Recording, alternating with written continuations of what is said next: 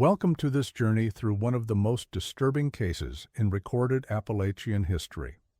Before we begin, I invite you to leave a comment about where you're watching from and the exact time you heard this story. We're interested in knowing where and at what times of day or night these documented accounts reach. The autumn mist of 1897 clung to the hollows of Braxton County, West Virginia, like smoke from dying campfires. Along the winding dirt road that connected the scattered mining camps to the county seat, travelers had grown accustomed to seeing the weathered sign that marked their salvation from the mountain's bitter nights. Hatch's Way Station, Lodging and Spirits, all welcome. The establishment sat in a natural clearing where three forgotten trails converged, surrounded by towering hemlocks that seemed to lean inward as if protecting secrets whispered in their shadows. Cornelius Hatch had operated the way station for nearly 2 decades, inheriting the property from his father, who had built the structure in the 1850s as a trading post for fur trappers and early settlers. The building itself was unremarkable by mountain standards, 2 stories of rough-hewn timber with a stone foundation, cedar shingles blackened by wood smoke, and narrow windows that caught little light even on the brightest days. What distinguished Hatch's establishment from other mountain hostels was its reputation for hospitality that bordered on the excessive, and the strange fact that while many travelers stopped there, remarkably few seemed to continue their journeys the following morning. The first documented concern appeared in a letter dated September 15, 1897, found in the correspondence files of the Braxton County Sheriff's Department decades later. Written by Minerva Cloyd, wife of a traveling tinker named Josiah, the letter expressed worry about her husband's prolonged absence. He was to reach Charleston by the 1st of September, she wrote in careful script, having left our cabin on August 28th with his wagon, loaded with pots and tools for the autumn trading. His route always takes him past the way station in the hollow, and neighbors say they saw his wagon there on the evening of August 30th. That was 17 days ago, and I fear something terrible has befallen him. Sheriff Ambrose Kettrick received similar letters throughout September and October of 1897. A circuit preacher named Zephaniah Rook had vanished while traveling between congregations. A surveyor working for the railroad company had last been seen at Hatch's establishment. 3 separate cattle buyers, traveling alone with substantial amounts of cash, had disappeared after stopping at the way station. Each case shared the same pattern: arrival at Hatch's in the evening, and then nothing. The pattern of disappearances stretched back further than initially suspected. Research conducted in 1962 by Dr. Thaddeus Moorcock from the University of Pittsburgh revealed that concerns about missing travelers in the area had been documented as early as 1889. A report filed with the state authorities by a traveling judge named Matthias Blackwell described his investigation into what he termed an unusual number of unexplained absences among commercial travelers using the mountain routes through Braxton County. Judge Blackwell's report, discovered in the West Virginia State Archives, detailed interviews with family members of at least 12 men who had disappeared while traveling through the region between 1889 and 1895. In each case, witnesses had placed the missing person at or near Hatch's Way Station on the night of their disappearance. However, Blackwell's investigation was cut short when he was reassigned to another judicial district, and his recommendations for further inquiry were apparently ignored by local authorities. When confronted by Sheriff Kettrick in early November 1897, Cornelius Hatch appeared genuinely puzzled by the inquiries. Standing barely 5.5 feet tall, with prematurely gray hair and pale blue eyes that seemed perpetually bloodshot, Hatch spoke with the slow, measured cadence common among mountain folk. "Sheriff, I run an honest business here," he said, gesturing around the dimly lit common room with its low-beamed ceiling and stone fireplace that dominated one wall. "Men come, they drink, they sleep, they leave. I don't track their comings and goings like some kind of census taker. The interior of Hatch's way station reflected the practical needs of its isolated location. The ground floor consisted of the main common room, where travelers could purchase meals and locally distilled whiskey, a small kitchen area, and Hatch's private quarters behind a door, marked with hand-carved initials. A steep staircase led to the second floor, which contained 4 small sleeping chambers that Hatch rented to overnight guests. Above that, accessible only by a narrow ladder that could be pulled up from below, was an attic space that Hatch claimed to use for storage of seasonal goods and supplies. The common room bore the marks of decades of use by rough men engaged in rough trades. The wooden floor was stained, dark with spilled liquor, tobacco juice, and substances that defied identification. Tables and chairs showed the scars of countless knife cuts, burn marks from carelessly placed pipes and lanterns, and the general wear that came from serving as resting places for men who worked with their hands and carried their tools everywhere they went. The stone fireplace, large enough for a man to stand inside, dominated the room and provided the only source of heat during the harsh mountain winters. Sheriff Kettrick's initial investigation yielded little concrete evidence. Hatch's establishment appeared to operate as advertised. The sleeping chambers were spartanly furnished but clean, each containing a rope bed, a washstand, and a chamber pot. The common room showed the wear typical of any mountain tavern: scarred wooden tables, mismatched chairs, and walls darkened by years of smoke from the fireplace and oil lamps. Nothing suggested foul play, and Hatch could produce receipts for food and lodging that suggested a steady but unremarkable trade. However, the sheriff noted several details that struck him as unusual. Despite the number of travelers who supposedly passed through the way station, there was remarkably little accumulation of the personal items typically left behind by guests. No forgotten clothing, no broken harnesses or tools, no letters or papers that weary travelers might misplace. The establishment was almost unnaturally tidy for a place that allegedly hosted a steady stream of rough men engaged in demanding physical labor. What troubled the sheriff more than anything else were the small inconsistencies that emerged during his questioning of locals. According to Hatch, travelers typically departed early in the morning to make the most of daylight for mountain travel. Yet none of the neighboring families recalled seeing wagons or horsemen passing their properties in the early morning hours, when missing persons should have continued their journeys. The mountain roads were few and well-traveled. It seemed impossible for multiple travelers to simply vanish without leaving any trace of their passage. The Milligan family lived approximately 2 miles down the hollow from Hatch's way station, close enough to the main trail that they could observe most traffic passing through the area. Ezra Milligan, a farmer who supplemented his income by cutting timber, told Sheriff Kettrick that he made a point of noting travelers for security reasons. "Man living out here with a wife and property needs to know who's moving through his territory," Milligan explained. "I've seen plenty of folks heading up to Hatch's place in the evenings, but I can't recall seeing near as many coming back down in the mornings." Milligan's wife, Prudence, provided even more specific observations. "I do my washing on Mondays," she said, "and I hang the clothes on lines strung between the cabin and the barn, right where I can see the trail clear as day.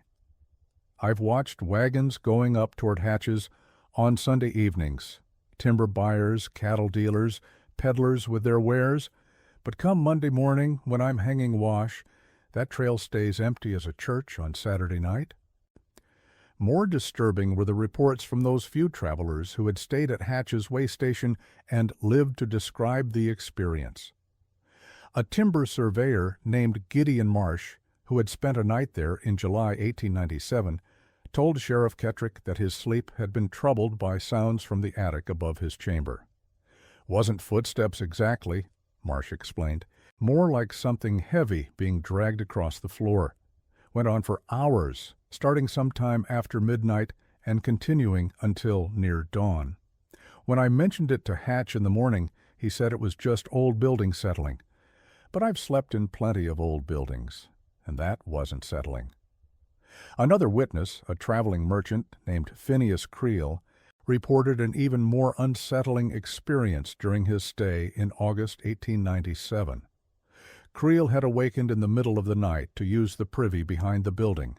As he crossed the common room in darkness, he noticed that the ladder to the attic was down, though he was certain it had been pulled up earlier in the evening.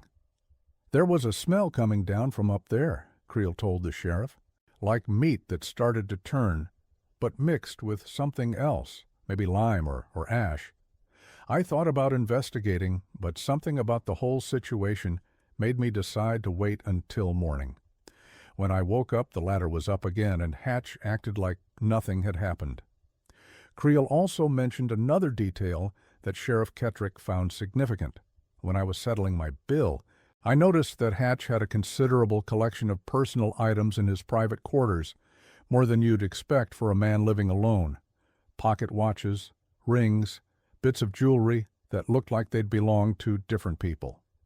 When I commented on it, he said he bought such things from travelers who needed quick cash, but the quantity seemed excessive for such a small establishment."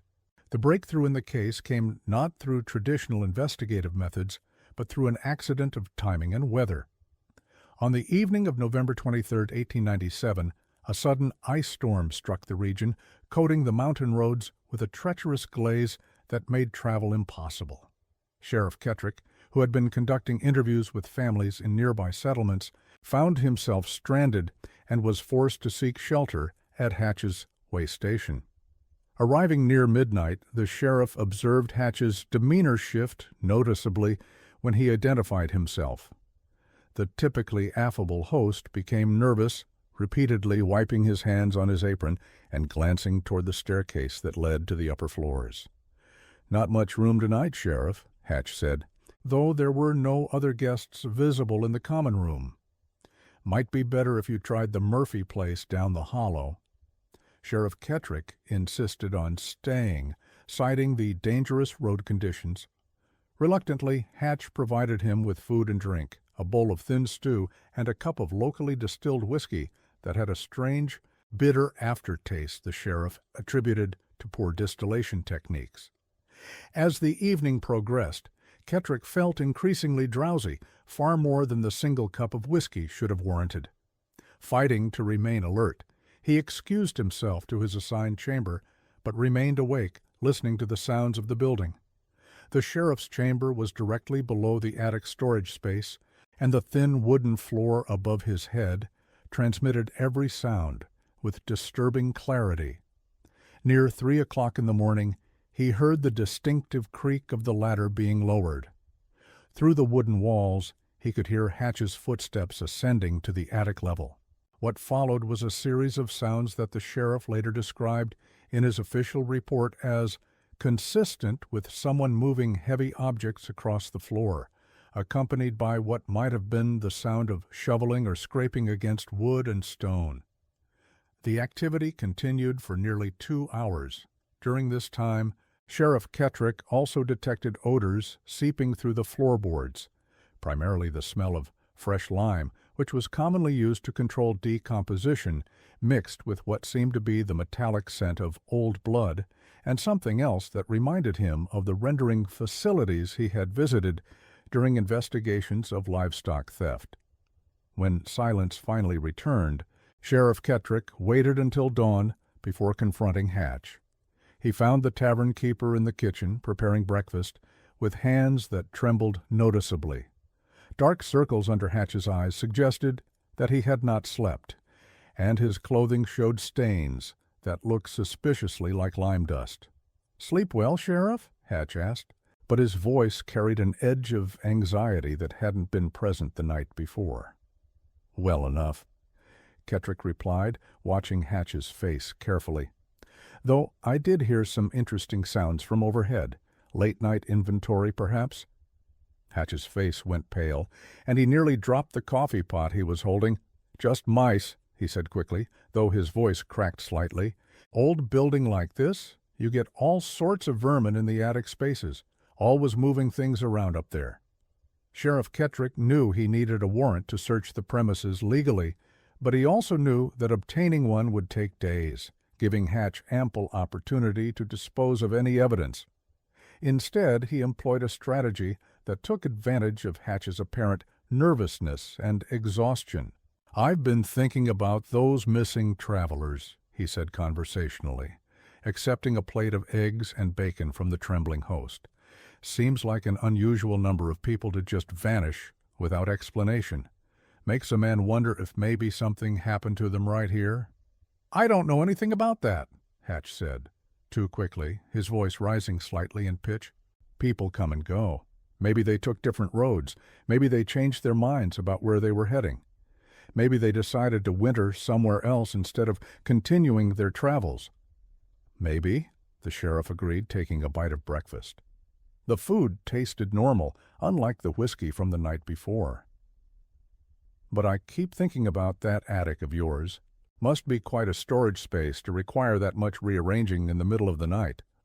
What exactly do you keep up there?" Hatch set down the coffee pot with shaking hands, and Sheriff Kettrick could see sweat beading on the man's forehead, despite the morning chill. "Just supplies," he said. "Blankets, extra furniture, things for the rooms. Sometimes I get restless at night and decide to organize things. Helps me sleep afterward." "I see," the sheriff said, maintaining his casual tone. "And you use lime for cleaning, I suppose? I couldn't help noticing the smell last night." At the mention of lime, Hatch's nervousness escalated to visible panic. He began to pace around the small kitchen, wringing his hands and muttering under his breath. "Sheriff, I think maybe you should be moving on this morning. Roads will be clear enough for careful travel. I've got work to do, and I'm sure you have important business elsewhere." "Oh, I think I'll stay another night," Kettrick said calmly, pouring himself more coffee from the pot Hatch had abandoned. "Storms left branches down all over the mountain. Dangerous for a man traveling alone. Wouldn't want to end up like those missing fellows we were discussing." The psychological pressure proved effective. That evening, as Kettrick sat in the common room reading a newspaper by lamplight, he heard Hatch moving about upstairs with obvious distress. The tavern keeper descended the stairs multiple times, each time appearing more agitated than before. He would stand at the bottom of the stairs, staring up toward the attic access, then pace around the common room before climbing back up again. Finally, near midnight, Hatch approached the sheriff's table. His face was drawn and pale, and his hands shook so badly that he had to grip the back of a chair to steady himself. "There's something I need to show you," he said in a voice barely above a whisper. "Something you're going to find out anyway if you keep nosing around here." Hatch led the sheriff to the base of the ladder that provided access to the attic. In the lamplight, Kettrick could see that the wooden rungs were stained with what appeared to be dark spots that could have been old blood or other bodily fluids. The ladder itself was heavier than it appeared, constructed of thick oak timbers that would bear substantial weight without creaking or breaking. "I never meant for it to happen the way it did," Hatch said as he began climbing. "It started as just business, you understand? Mountain business." The attic space was larger than expected, running nearly the entire length of the building. The slanted roof forced both men to move in a crouch, and the air was thick with an odor that made breathing difficult, a combination of decay, lime, and something else that Kettrick couldn't immediately identify. As his eyes adjusted to the lamplight, the sheriff began to comprehend the horror that Cornelius Hatch had been concealing for years. Against the far wall, arranged with disturbing orderliness, were personal effects that clearly belonged to multiple individuals. Pocket watches, wallets, clothing, boots, and other items that travelers would have carried. The clothing was sorted by type and quality, with fine wool coats hanging separately from rough work shirts and leather boots arranged by size along one wall.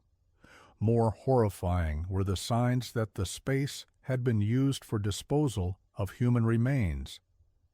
Areas of the wooden floor showed dark staining that no amount of scrubbing could completely remove, and several sections had been pried up and replaced multiple times, suggesting that materials had been buried and later moved. Along the eastern wall of the attic, Hatch had constructed what appeared to be a crude but effective processing area. A large wooden table, stained almost black with use, dominated this section.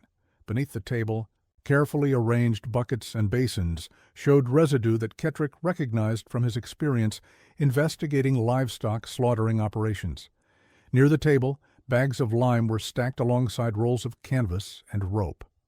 "I never killed nobody in cold blood," Hatch said, his voice cracking as he struggled to explain what the sheriff was seeing. "But folks would come here with money, lots of money sometimes, and they'd drink my whiskey, and I'd put a little something extra in it to help them sleep sound. Just to rob them, you understand. Just to take what they wouldn't miss." Sheriff Kettrick examined a pile of documents that included letters, identification papers, and a substantial amount of money. The quantity suggested that Hatch's activities had been extensive and ongoing for years. Among the papers were letters addressed to the missing men, some bearing recent dates, indicating that their disappearances had been relatively recent. "But they didn't just sleep, did they?" the sheriff said, his voice harder now as the full scope of the crimes became apparent. Hatch began to weep, great sobbing gasps that echoed strangely in the confined space. "Sometimes I gave them too much of the powder. Sometimes they wouldn't wake up. And what was I supposed to do then? Couldn't very well call for the doctor. Couldn't have people asking questions. So I'd bring them up here and take care of things." The substance Hatch had been using was a crude preparation derived from local plants, primarily Jimson weed and pokeweed, mixed with alcohol to mask the bitter taste. He had learned the recipe from an old woman in the mountains who had used similar mixtures to treat various ailments, though she had warned him about the dangers of miscalculation. In small quantities, it would render a person unconscious for hours. In larger doses, or when consumed by individuals with certain health conditions, it proved fatal. Hatch admitted to Sheriff Kettrick that he had been using this mixture on travelers he believed to be carrying substantial amounts of cash or valuable goods for nearly a decade. His method was to engage guests in friendly conversation during the evening, encouraging them to drink while he assessed their apparent wealth and the likelihood that their absence would be noticed quickly. Those who seemed to have family or business associates expecting them at specific destinations were usually left alone. Those traveling without clear schedules or destinations became potential targets. "How many?" Sheriff Kettrick asked, though he dreaded the answer. Hatch was silent for a long time, staring at the collection of personal effects that represented the lives he had taken. When he finally answered, his voice was so quiet that the sheriff had to lean closer to hear him. 18 that never woke up, maybe 20. I stopped counting after a while because it hurt too much to think about. The confession revealed a system that Hatch had perfected over nearly a decade of trial and error. Travelers arriving at his establishment would be assessed for their apparent wealth and the likelihood that their absence would be noticed. Those traveling alone, without family expecting them at specific times and places, were the preferred targets. Hatch would offer them food and drink. Adding his prepared mixture to their whiskey in quantities he estimated based on their size and apparent tolerance for alcohol. Those who survived the drugging would awaken the next morning with no clear memory of the evening's events and would depart as planned, unknowingly poorer for their stay. Hatch had become skilled at removing money and small valuables from unconscious guests, without leaving obvious signs of theft. He would explain missing items as losses that occurred during heavy drinking, and most victims accepted these explanations rather than face the embarrassment of admitting they had drunk themselves into unconsciousness. Those who succumbed to the overdose presented a more serious problem. Hatch would carry their bodies to the attic, where he had developed an efficient system for disposal that ensured no evidence would remain to incriminate him. The process was methodical and thoroughly planned, utilizing techniques he had learned during his younger years working in a slaughterhouse in Charleston. The investigation that followed Sheriff Kettrick's discovery lasted through the winter of 1897 and into the spring of 1898. Excavations around the way station revealed evidence of human remains, though the exact number was difficult to determine due to Hatch's disposal methods and the passage of time. Among the identified victims were Josiah Cloyd, the tinker whose wife had first raised concerns, and several other men whose families had reported them missing. During the course of the investigation, additional evidence emerged that painted a picture of criminal activity extending back much further than initially suspected. Records found in Hatch's personal effects included detailed notes about guests, their apparent wealth, and their travel plans. These notes dated back to 1889 and documented hundreds of travelers who had passed through the way station. The vast majority had departed safely, but those marked with particular symbols in Hatch's careful handwriting appeared to correspond to individuals who had later been reported missing. Dr. Marcus Whitfield, a physician from Charleston who was called in to examine the evidence, provided testimony that helped establish the methods Hatch had used. The plant-based preparation described by the accused would indeed be capable of rendering a person unconscious, Dr. Whitfield reported. However, the margin between an effective dose and a fatal dose is extremely narrow, particularly when alcohol is involved. Any individual using such a mixture would inevitably cause accidental deaths, regardless of their stated intentions. Cornelius Hatch was tried in the Braxton County Courthouse in June 1898. His defense attorney, appointed by the court due to his inability to afford private counsel, argued that the deaths were accidental, the result of miscalculation rather than murderous intent. However, the systematic nature of the crimes, the elaborate disposal methods, and the accumulation of victims' possessions suggested a level of premeditation that contradicted claims of accident. During the trial, additional details emerged about Hatch's methods and motivations. Testimony revealed that he had begun his criminal activities following a period of financial difficulty in the late 1880s, when competition from larger taverns along improved roads had reduced his legitimate business. The isolated location that had once been an advantage for travelers seeking shelter became an advantage for criminal activity. Witnesses described Hatch as a man who had grown increasingly antisocial over the years, rarely venturing beyond his property and showing little emotion when discussing the disappearances that had troubled the community. Several people testified that they had noticed changes in his behavior during recent years, describing him as jumpy and nervous, prone to talking to himself, and reluctant to allow guests to remain on the property longer than a single night. Medical testimony suggested that his use of plant-based poisons demonstrated considerable knowledge of their effects, implying that the accidental overdoses were more likely deliberate murders designed to eliminate witnesses to his thefts. The prosecution argued that Hatch had deliberately chosen a method that would allow him to claim accident if discovered, while actually providing him with a reliable means of killing victims when necessary. The jury deliberated for less than 4 hours before returning a verdict of guilty on multiple counts of murder. Cornelius Hatch was sentenced to hang, the execution to be carried out in the yard of the Braxton County Jail on September 15, 1898. Exactly 1 year after Minerva Cloyd's first letter expressing concern about her missing husband, Hatch's sentence was carried out before a crowd of several hundred spectators, many of whom were family members of his victims. In his final statement delivered from the gallows, Hatch maintained that he had never intended to kill anyone, claiming that his only goal had been to supplement his income through theft. However, he also made a statement that witnesses found particularly disturbing.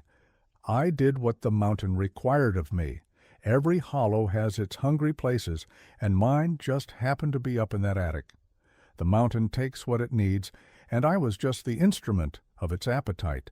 Or, this final statement was widely interpreted as evidence of mental deterioration brought on by years of criminal activity and social isolation. However, some observers noted that Hatch's eyes remained clear and focused as he spoke, suggesting that his words reflected genuine belief rather than madness. Following Hatch's execution, the way station property was seized by the county to satisfy debts and reparations owed to victims' families. The building itself was thoroughly searched under the supervision of a team of investigators from the state capitol. Additional remains were discovered buried in a root cellar that extended beneath the kitchen area, and more personal effects were found hidden throughout the structure. The total number of Hatch's victims was ultimately estimated at 23, though some investigators believed the true count might have been higher. The structure was demolished in the autumn of 1898, and the materials were burned rather than salvaged, due to local superstitions about objects associated with such extensive violence. The site was left vacant, and nature quickly reclaimed the clearing. Within a few years, young trees had sprouted where the way station had stood, and the convergence of trails gradually became overgrown and impassable. Local records from the early 1900s indicate that travelers began avoiding the area entirely, choosing longer routes that bypassed the hollow where Hatch's establishment had operated. Stories about the location became part of regional folklore, with older residents warning younger family members about the dangers of accepting hospitality from strangers and the importance of maintaining communication with family while traveling. The psychological impact of the Hatch murders extended far beyond the immediate victims and their families. The case highlighted the vulnerability of travelers in isolated areas and contributed to changes in how people approached mountain hospitality. The traditional Appalachian custom of offering shelter to strangers became tempered with wariness, and many mountain families began requiring letters of introduction or other forms of verification before housing unknown travelers. In 1923, a team of researchers from the West Virginia Historical Society attempted to locate and document the site of the way station for a study on Appalachian crime patterns. They found the clearing, but noted that local guides refused to camp there overnight, claiming that the ground itself felt wrong beneath their feet. The researchers abandoned their work after 3 days, reporting equipment failures and a persistent sense of unease that interfered with their ability to conduct objective investigation.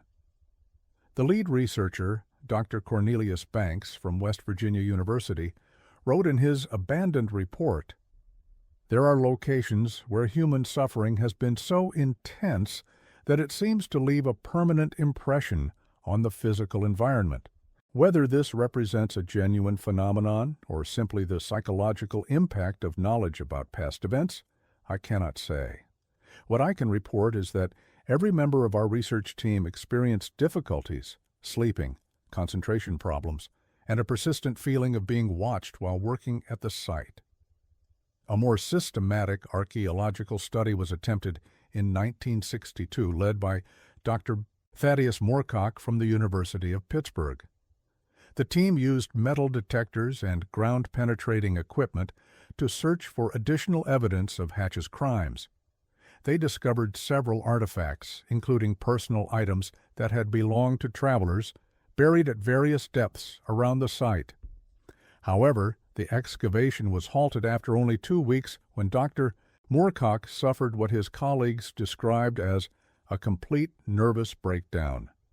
In his final report, submitted from a private sanitarium where he was receiving treatment for anxiety and paranoid ideation, Dr. Moorcock wrote, "There are places where human evil has saturated the very soil, creating an environment that affects the mind and spirit of anyone who lingers too long. The Hatch site represents such a location.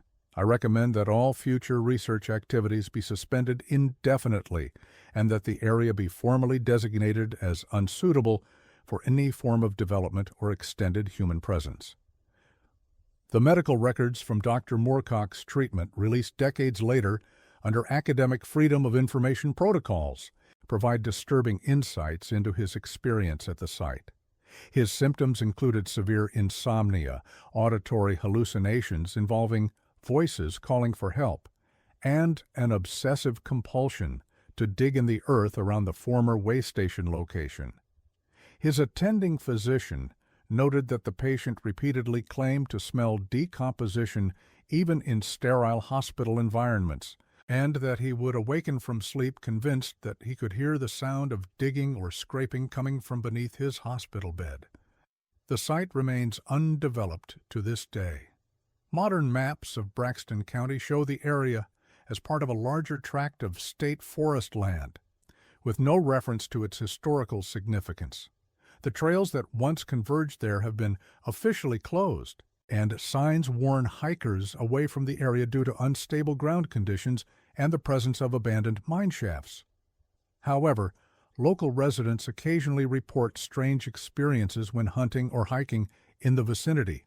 Park rangers have documented multiple instances of visitors becoming disoriented near the former way station site, despite the use of modern GPS equipment. Accounts describe an unnatural silence in the woods, where even birds and insects seem reluctant to make noise. Hunters have reported finding animal carcasses arranged in unusual patterns, and several have claimed to detect the odor of decomposition even when no dead animals are visible. Perhaps most disturbing are the reports from overnight campers who have inadvertently set up their tents near the site. Multiple witnesses have described being awakened by sounds that seem to come from beneath the ground. Muffled voices calling for help, the sound of digging or scraping, and what one camper described as someone knocking on the underside of the earth, trying to get out. Kwame. These reports have been consistent enough that the West Virginia Department of Natural Resources maintains a special file of incident reports related to the area. While officials attribute the experiences to psychological factors related to knowledge of the site's history, they have quietly discouraged overnight camping in the immediate vicinity. The case also influenced law enforcement practices in rural areas throughout Appalachia and beyond. Sheriff Kettrick's experience demonstrated the importance of investigating patterns of disappearance, even when individual incidents might have innocent explanations. His methodical documentation of witness statements and his psychological approach to questioning Hatch became models for other rural lawmen dealing with similar cases. The West Virginia State Police incorporated elements of Kettrick's investigative methods into their training programs, particularly his emphasis on tracking patterns across multiple incidents rather than treating each disappearance as an isolated event. The case also highlighted the vulnerabilities created by isolated businesses that served transient populations, leading to increased scrutiny of establishments operating in remote areas. Academic studies of the Hatch murders have focused on the psychological profile of a killer who operated in isolation for nearly a decade. Unlike urban criminals who might be constrained by neighbors and regular police patrols, Hatch enjoyed almost complete freedom to develop and refine his methods. The gradual escalation from robbery to murder, combined with the elaborate disposal system he created, suggests a level of planning and control that contradicts his claims of accidental killing. Dr. Helena Van Sickle, a criminologist from Georgetown University who studied the case in the 1970s, noted similarities between Hatch's methods and those of other historical serial killers who operated inns, hotels, or boarding houses.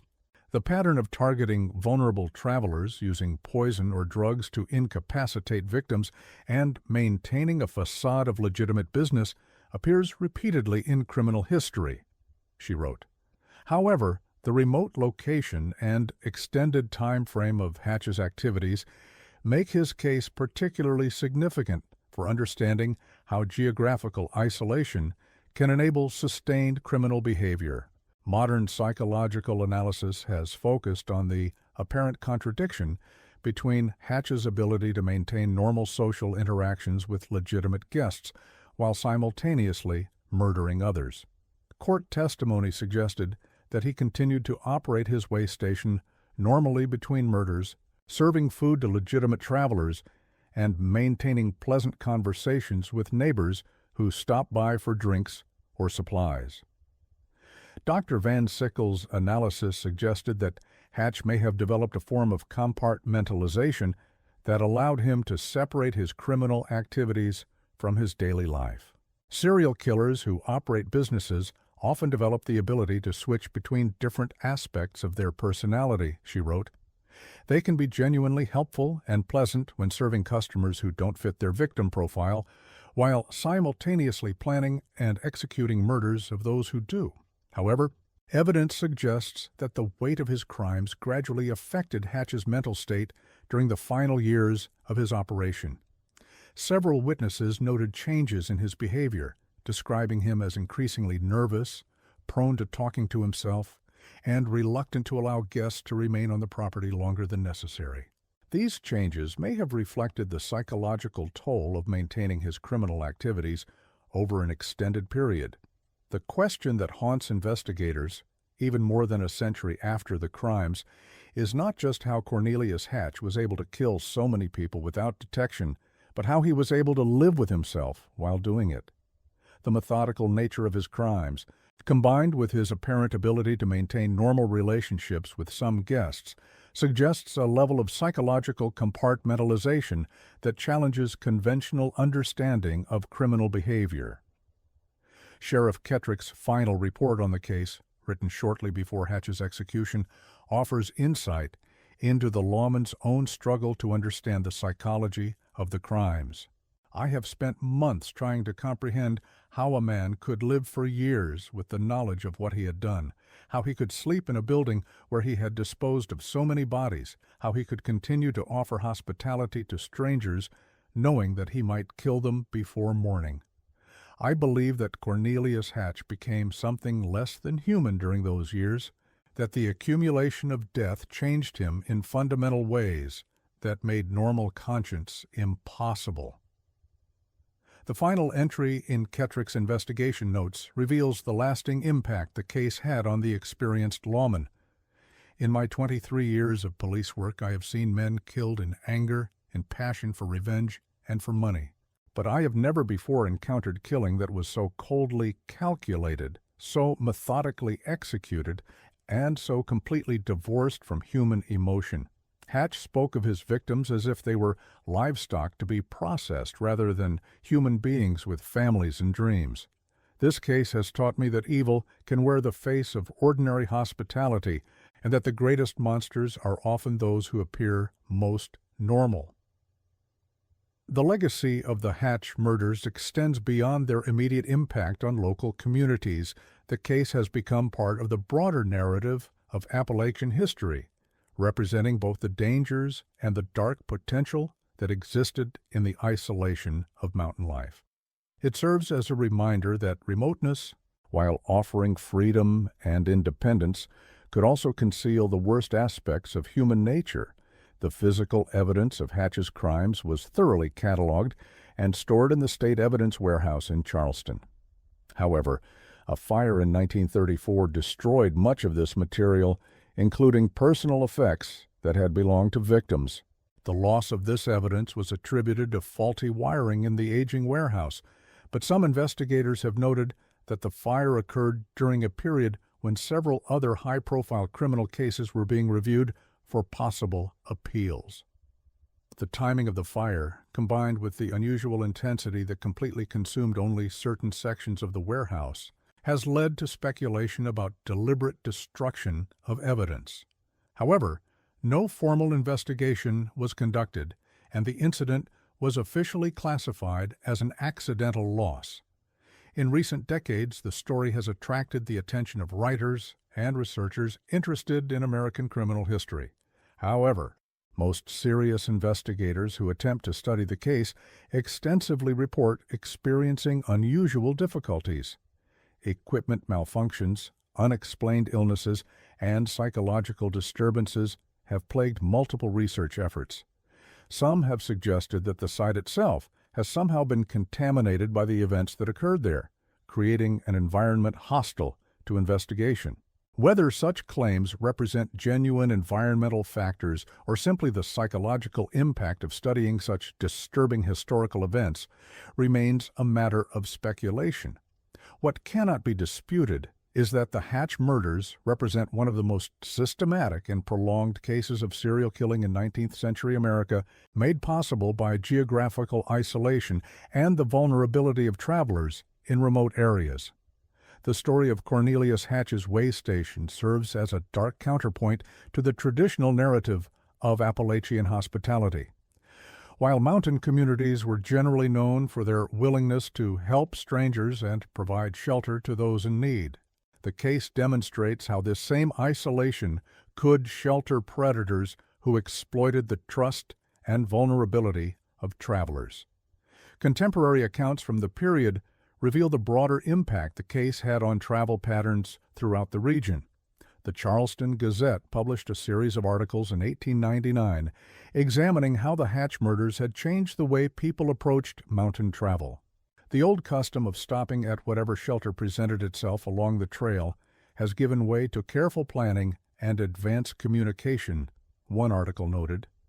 Travelers now carry letters of introduction and maintain regular correspondence with family members to ensure their whereabouts are known at all times.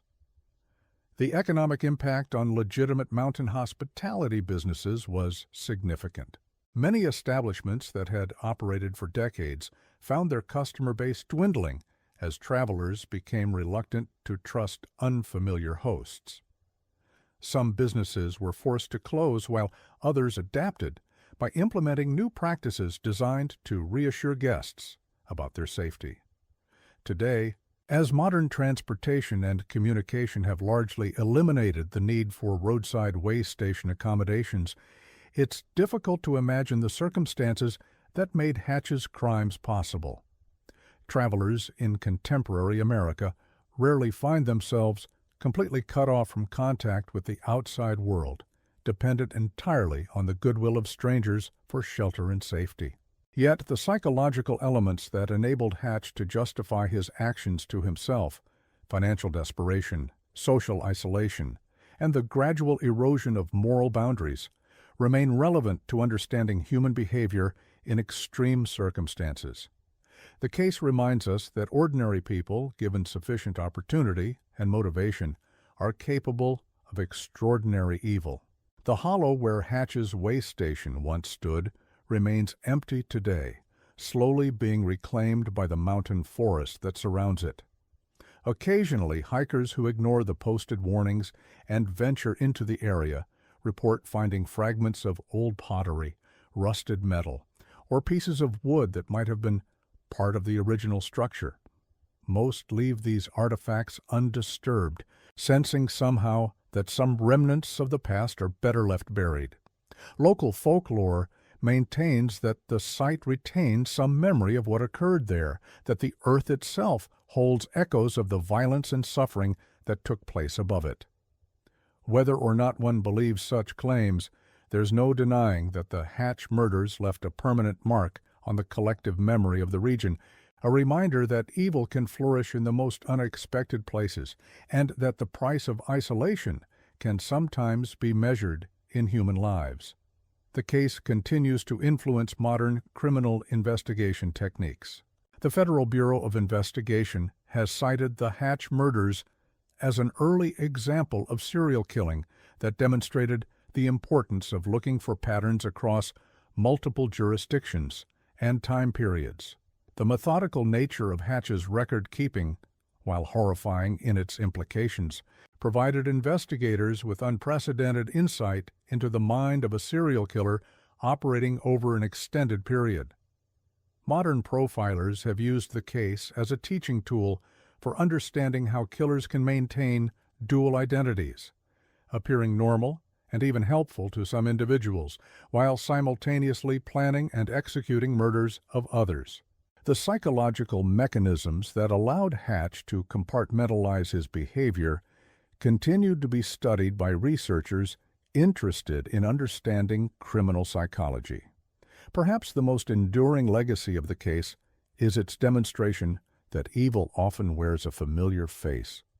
Cornelius Hatch was not a wild-eyed maniac or an obviously dangerous individual.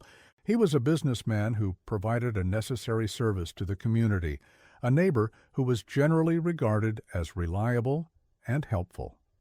This normalcy made his crimes more terrifying and more difficult to detect than if he had been obviously unstable or threatening. And perhaps, in the end, that's the most disturbing aspect of Cornelius Hatch's story. Not that he was a monster, but that he was a man who became monstrous through a series of choices that seemed reasonable to him at the time. The transformation from struggling tavern keeper to serial killer happened gradually, almost imperceptibly, until the man who had once offered genuine hospitality to travelers had become their executioner. The mountain hollow keeps its secret still, and the wind through the hemlocks carries only the sound of leaves and branches, never voices calling for help or the echo of footsteps in an attic that no longer exists. But sometimes those who know the history claim that on certain nights, when the mist rises thick from the forest floor, the smell of wood smoke drifts through the trees, as if somewhere in the darkness. An old tavern's fireplace still burns, waiting for the next weary traveler to seek shelter from the mountain cold. The state of West Virginia has never formally acknowledged the exact location of Hatch's way station, and modern maps show only forest where the building once stood. This deliberate obscurity serves multiple purposes, protecting the area from curiosity seekers, preserving the dignity of victims' families, and avoiding the creation of a macabre tourist destination. Yet the story persists in local memory, passed down through generations of mountain families who remember when the hollow was a place to avoid after dark. These oral histories often include details not found in official records, suggesting that the impact of Hatch's crimes extended far beyond what was documented in court proceedings and newspaper accounts. The case of Cornelius Hatch and his way station of horrors stands as a testament to the capacity for evil that can exist within seemingly ordinary circumstances. It reminds us that the most dangerous predators are often those who appear most helpful, and that the greatest threats to safety sometimes come from those who offer shelter from the storm. In the end, the hollow where Hatch's way station once stood serves as more than just the site of historical crimes. It represents a reminder of the thin line between civilization and savagery, between hospitality and horror, between the person who offers genuine help and the one who uses the guise of assistance to prey upon the vulnerable.